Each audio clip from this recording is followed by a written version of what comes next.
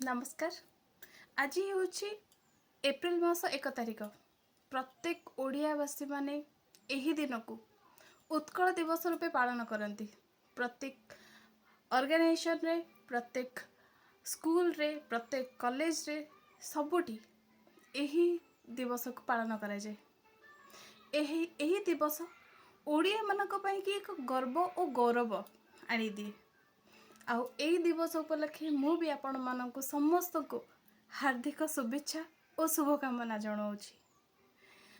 उत्कल यह एक उत्कृष्ट कलार देश। उत्कलर कारुकार्य, पर्वप्रवाणी, प्रथा और परंपरा सारा विश्व विदित।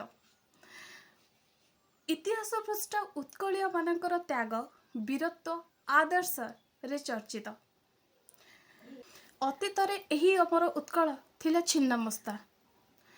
उत्कल बोली एक स्वतंत्र भूखंड नथिला। आमे उत्कलीय बोली एक स्वतंत्र परिचय मध्य नथिला।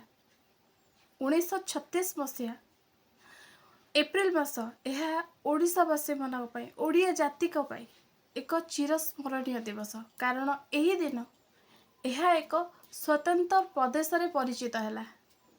वर्ष वर्ष धरी पराधीनतार श्रृंखला रे बंधा होई मध्य ओडिया जाति माने जाबुड़ी धरिथिले निजर भाषा, साहित्य, संस्कृति तथा परंपरा।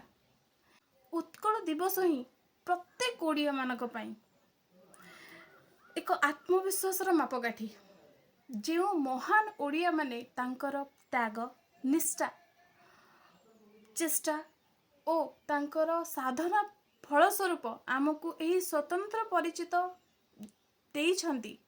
सेमानकु यही पवित्र उत्कल दिवस रे मोर सेमानकु भक्तिपूत प्रणाम। गोपबंधु दास लिखिथिले तांकर एक कविता रे, मिसु मोर देह ए देश माटी रे, देशवासी चली जाआंतो पिठी रे, देशर स्वराज्य पथे जेते गाड़, पुरु तही पड़ी मोर मांस आड़। यही कविता प्रत्येक रक्तबिंदु रे ओडिया मानक पई देश प्रेम जागृत कराए। यह हेउची जगन्नाथ धाम, जगन्नाथ भूमि, जगन्नाथ संस्कृति। यार प्रत्येक पानी, पवन, माटी रे मधुरता भरी रही। आमे गर्वर सहित कहि परिबा, आमे ओडिया, आम जाति ओडिया सबुठु बढ़िया। वंदे उत्कल जननी।